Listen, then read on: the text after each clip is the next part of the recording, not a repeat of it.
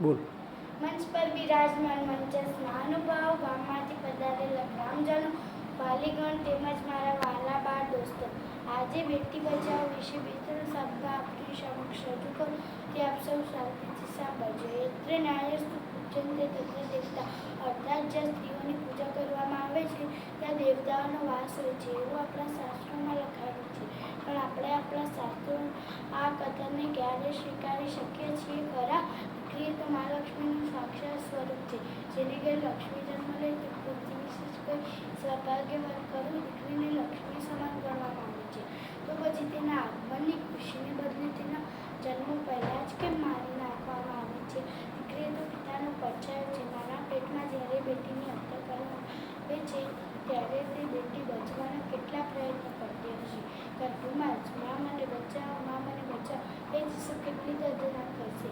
તેની તો આપણે બસ કલ્પના જ કરવી રહી.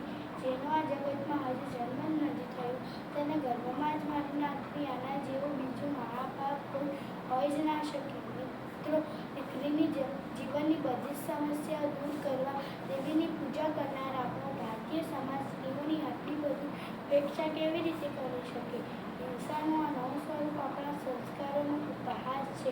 જો આમ જ થતું રહેશે તો એવા દિવસો દૂર નથી કે 100 છોકરાઓ સામે એક છોકરી હશે.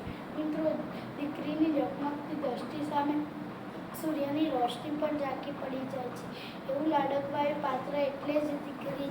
માતા એટલે વાત્સલ્યનું ઝરણું, પત્ની એટલે પ્રેમનું ઝરણું, પણ દીકરી એટલે બાળનો દરિયો, દીકરી એટલે પિતાનો સંસાર, દીકરી એટલે માતાનો આધાર, દીકરી એટલે ભાઈનો પ્યાર. આવો ત્રિવેણી સંગમ સાર્થક કરે એનું નામ જ દીકરી. મિત્રો, હજુએ સમય છે.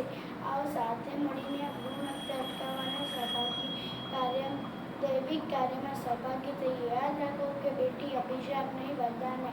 बेटी श्रेष्ठता नहीं, आधार है. बेटी एक अनमोल धरोहर है. बेटी ईश्वर की अनुकंपा. बेटा वंश है तो बेटी अंश है. દીકરી તો રૂડી, સમાજની મૂડી. દીકરીના